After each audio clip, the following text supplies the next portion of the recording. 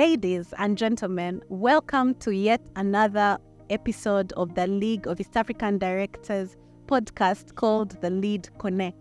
Today we are speaking about the role of the board chair in the boardroom and outside the boardroom in the organization as a whole. The League of East African Directors is the Institute of Directors for East Africa, and we are based in all the countries and especially in Kampala, Uganda. One of the things that the League of East African Directors does is to grow the capacity of directors. We are a member-based organization, and you can find out all you need about us on our website, which is www.eadirectors.org. And today, to explain some of these nuances and some of these things that seem well known yet little explained, is our own board director, Dr. Robin Kibuuka, a renowned board expert, governance expert. He has served as the chairman of various boards like Standard Chartered Bank, Uganda Bureau of Statistics, Namlondo Board, Strathmore University Advisory Council, and he currently serves on various boards like the Private Sector Foundation, Uganda, League of East African Directors, where we are today, Mobi Clinic, and the CEO Summit Uganda. He is a Rotarian, as you can see. He is a major donor, or as I like to call it, a major domo.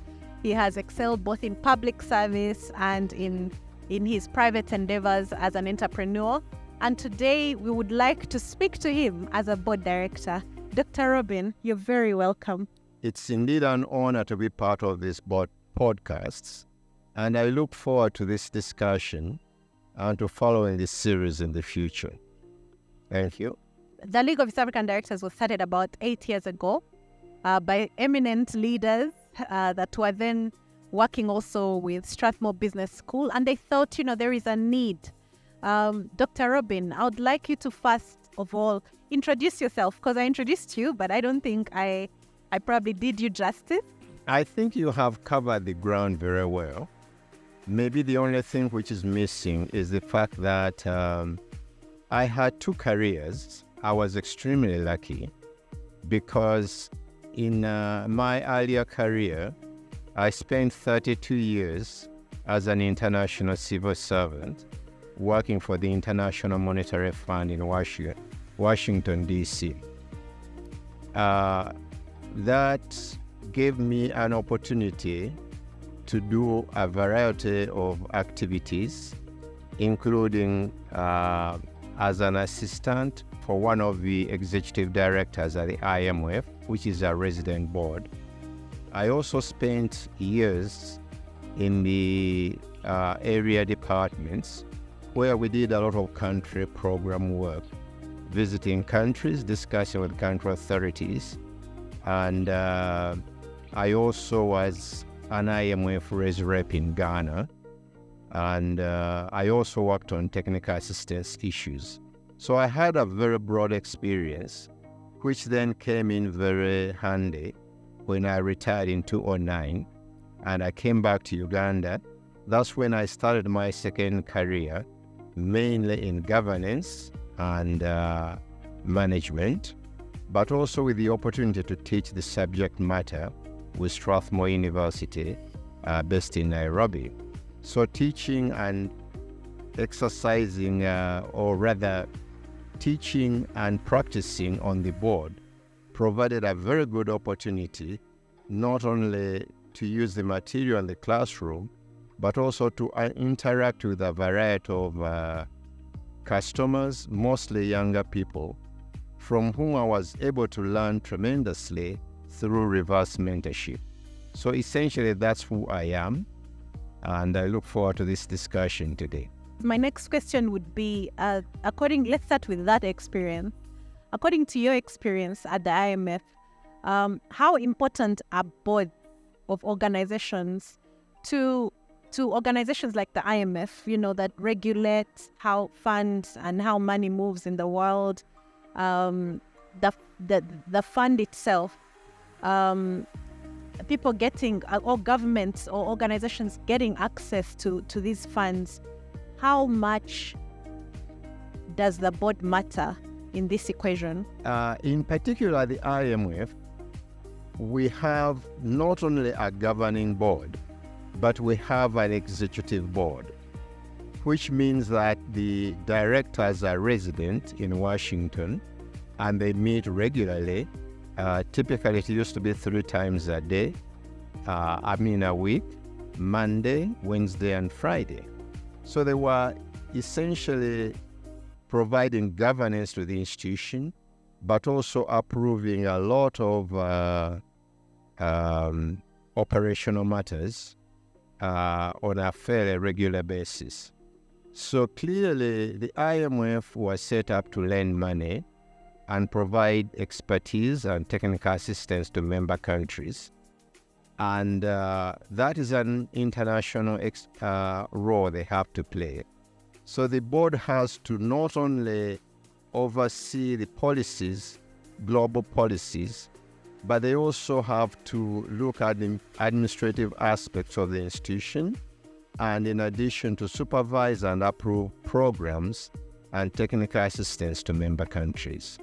Now, the countries we had to work with in providing assistance had also their own governance systems, and those were extremely important because when you have a financial engagement member countries, you also want to ensure that the resources you are providing to those countries have or are utilized within an effective governance structure to ensure that those resources are going to be used effectively and for the purposes they are meant to be used for.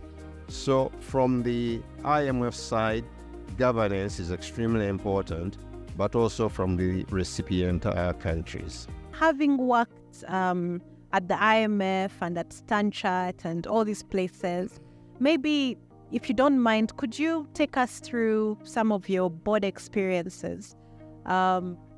Just so we can get a picture, because when I look at the boards that you've served on, I've seen multinational boards, NGO boards, I've seen financial institutions. This is a whole varied wavelengths of boards. What are those key learnings that you've received from this board experience as you take us through your board journey? I had spent 32 years at the IMF, so I was a retiree essentially. But I was lucky because I started off at Standard Chartered Bank. And why do I say I was lucky? Because the bank had a very robust governance framework. So I joined an institution where you had a very well-established systems to which provided very good board discussions, board papers, minutes were excellent. There was training, committees were already set up, and everything was running very, very smoothly. And also you had staff who were working closely with the board to make sure that everything was functioning properly.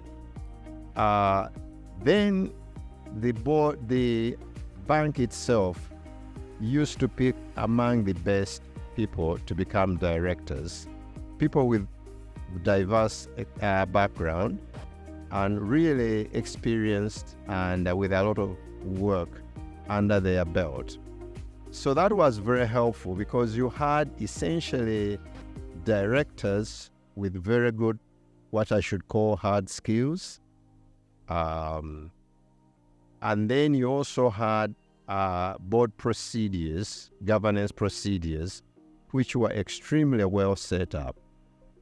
But soon after I joined, I realized very quickly that having good governance procedures or framework and having directors who have very good hard skills, that's only the first step. If you want to have a very effective board, it's the personal relationships among the directors and with senior management. That's where most of the important activities determine how effective the board is going to be. And importantly for me, I worked on several committees. I learned how they were operating vis-a-vis the board. And so that was extremely helpful as a learning process. Within about a year, I was then appointed the chairman of the board. Within a year? Following Dr. Mulwana's death, which was most unfortunate because he had been my mentor and he passed on very quickly. But when I became a chairman, I learned very quickly that you had to have or to develop very, very good listening skills. Those are soft skills, and you really have to listen to what other directors and senior management are saying. And importantly, you should always speak last. And if where it's necessary, you can even simply summarize what the directors and the senior management have said, so that you can carry and reflect the voice of the board.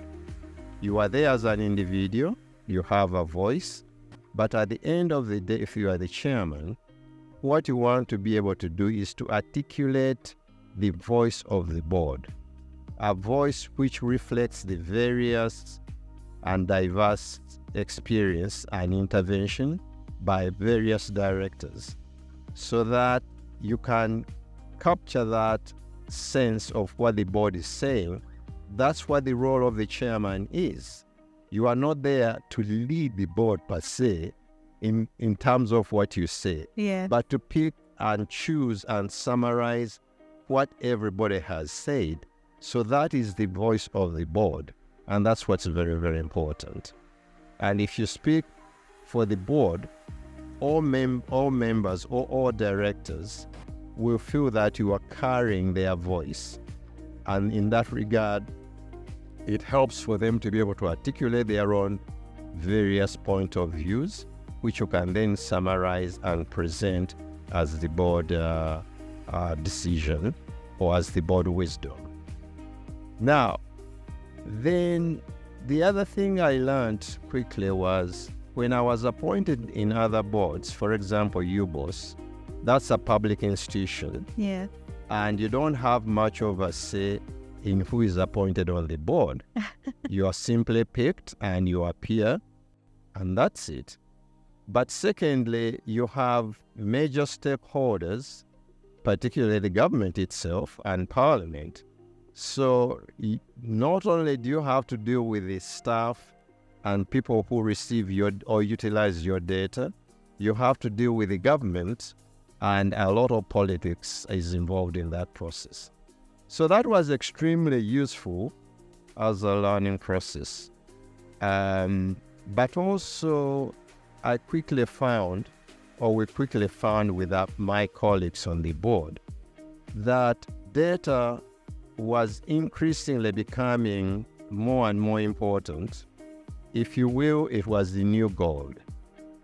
And that meant that there were many people out there who are trying to get access to that data, maybe do all sorts of things. So there were a lot of risks associated with data hacking, breaking into the systems, or even stealing computers, or whatever the case may be.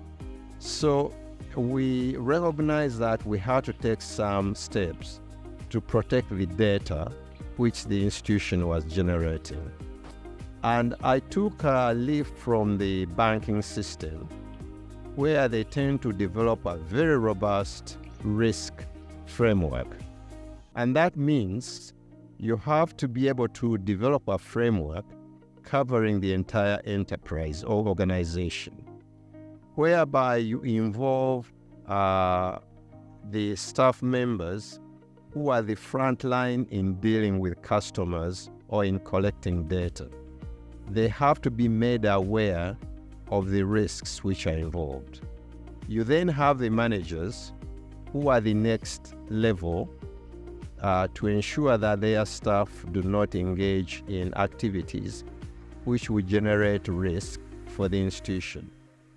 Then you also have to have a good auditing system, which is your third level of protection, and ensure that you have a robust auditing system which can check to ensure that the systems, the risks faced by the institution are being carried out effectively at all levels of the organization. Now, once you have a framework and you have identified the players in the framework, you have to train people to make them aware of the risks they face.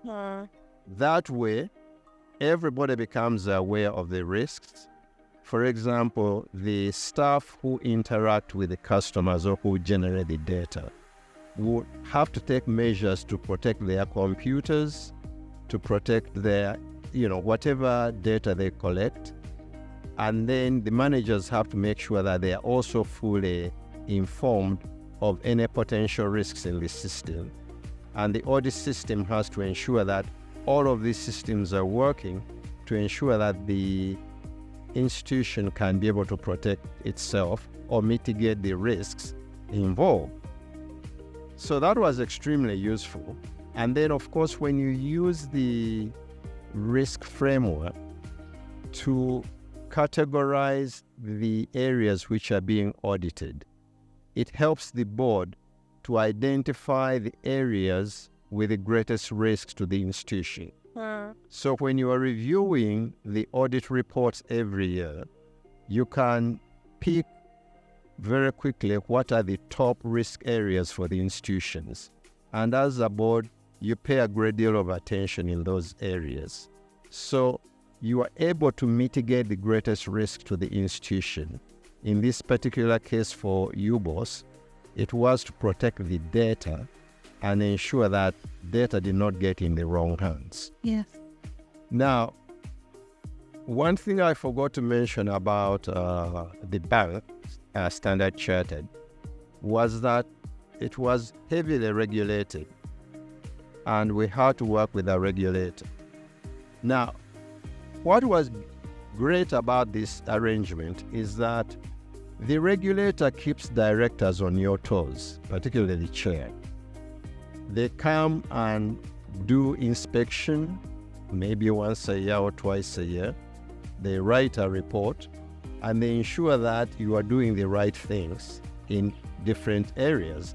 And if you are not, then you have to explain why things are not being done the way they are supposed to be done according to the regulatory system. So it's very onerous when you think about it. But when you understand the process, you will find that it's actually very useful because you get feedback from the regulator. But also you are very conscious as a director or as a chair that you have certain responsibilities. And if you fail to carry out those responsibilities, ultimately you are going to face the consequences. So it sort of keeps you on your feet and you are always alert and looking out to ensure that you don't underperform. Yeah. And one of the requirements, in fact, is that board directors have to have regular training to ensure that they maintain the level of their expertise. Now, working with Namulondo was a different kettle of fish. What was Namulondo? Namulondo is a Buganda Kingdom company, which was set up to maintain the property of the kingdom. The kingdom. But were also given a mandate to develop the property of the kingdom through investments and other arrangements. Now, we were now dealing with a local government which had set up a company registered with the Registrar of Companies. And we had to start from scratch, going to register the company, setting up registration with the URA, and then setting up committees, ad hoc committees, the whole structure to set up senior management, initially a skeleton. Yeah. Then all of that was set up. And then once you've set up the committees and the board structures, importantly, you have to develop board policies. For example, you have to develop a financial policy which will enable you to produce accounts and the format of the accounts and how those accounts should be audited and then presented every year, because you are now a registered company which is responsible for producing audited accounts. So that put enormous pressure on us. And from you, boss, were extremely helpful for me to understand how to set up a governance structure. Yeah. And for the first time, I could fully appreciate the role of the committees and how they interplay together. So essentially, we had to set up a board charter for Namulondo, which was extremely useful to understand how the governance process comes together and how it's supposed to be functioning. And of course, working with Strathmore University, we now also had to teach and mentor directors and senior managers. So taking the practice and teaching it in class was extremely useful because it sort of created a virtuous circle of learning.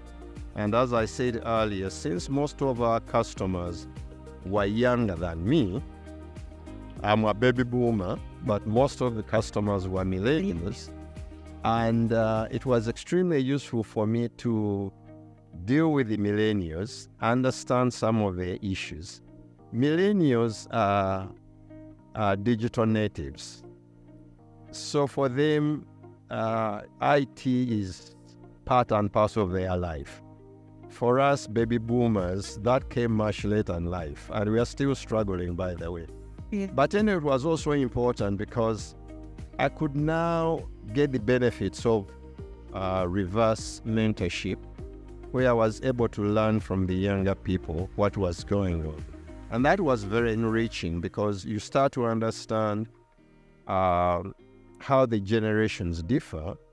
And since increasingly millennials were entering the market and becoming customers, we had to adjust our strategies to reflect the needs of the younger people. So that was extremely, very, very useful. The other thing I should mention that in all my board experience, we ended up using IT a great deal more, starting with the Standard Chartered Bank, which revamped its own IT strategy starting around 2014, 2015.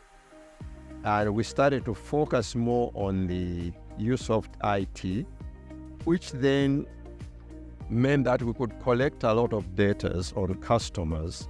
And that data, if it was properly analyzed, you could generate a lot of information which could help you improve customer service and experience, which was very critical to growing your business. We applied the same technology, or rather the same approach in UBOS. We had a website, but the website was not very well developed. So what we ended up doing was to improve significantly the website and introduce an app where customers could use the app to access the data, even when the business was not operational, like on weekends or whatever. The app was much more, user-friendly. Yeah. And you could do a lot of things with the app. But of course, it was in sync with the website, which was also updated. So those were some of the big lessons I learned as a director. Yeah. And as a chairman of the board. And the emphasis is on the soft skills. Yeah. That's what's going to get you where you want to be. Let me repeat, why soft skills? Because you can have the governance structure, committees, board minutes and all of that. you can also have very good directors. Yeah. But until directors, or what we should call the social system, is operating well through robust relationships, it becomes very, very difficult. This is essentially the board culture of the board. Yeah. And what's important here is if the various directors can act as an effective team, Yeah. then they can be able to generate a lot of benefits for the company. What's important here is you should have a board where there is respect, where there is trust, and where there is candor. It's important for everybody to trust, first of all, to respect each other, to be able to trust each other, and then to be able to be very frank in your discussions. This will allow directors to engage deeply on various issues. People should not be losing their temper, should not be shouting, and so on and so forth. Yeah. But they should be listening intently to each other and agree to debate, disagree, without losing decorum. Once you do that and people recognize that they can speak out and say whatever they want, then the board becomes a forum where you can exchange ideas, discuss any difficult issues, and be able to get through the difficult issues and find a solutions or options which can guide the institution forward. Because once you agree to discuss robustly, then you can develop good strategies for the institution. But importantly too, you can then cascade the culture down to the staff. Now, once the staff and the whole organization is able to adopt that culture, then you have an institution which can be able to operate very, very effectively. Just to recap your lessons, one of the big things you've emphasized is the importance of skill, because obviously you went onto a board when you already had a lot of skill.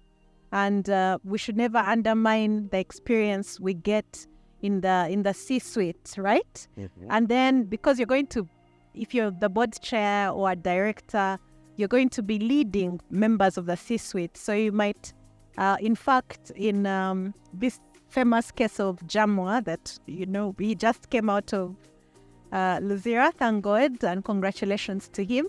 In the famous case that we talk about that involved NSSF and the Ministry of Finance, Justice Katusi said that the standard now for judging a board director's decision is no longer that of a reasonable man. It's that of a skilled and knowledgeable person. So the standard for skill is high. And Dr. Robin, you emphasized the importance of having skill. You emphasize the importance of having structure, appreciating structure, and being able to even create structure as the board chair. But the one thing that you emphasized that really resonated with me is chemistry, board chemistry. You cannot create board culture without the board chemistry. And the board chemistry, I think, is sort of, you lay a foundation for it by making sure that you're equipped with the soft skills you need to navigate everything that's going on with your board and your management. Because, you mentioned other things like risk, enterprise risk management, regulator relationships. Because as you lead the board, sometimes it's even through changing times, if I may. I'm sure that at the time you led UBOS, you were going through a lot of changing times. The technology coming on. We had boards that had to lead organizations through COVID-19 and what that meant. And it's very, very important to have soft skills, as Dr. Robin says. As chair, speak last. I think those are some lasting lessons for board chairs. You should articulate the voice of the board. I think I love that, Dr. Robin. Thank you very much for these insights. We're going to take a small break. where we will share with you some information on some of our programs as lead. And when we come back, we're going to delve deeper into these nuggets that Dr. Robin Kibuuka is sharing with us at the League of East African Directors Lead Connect. We'll be back.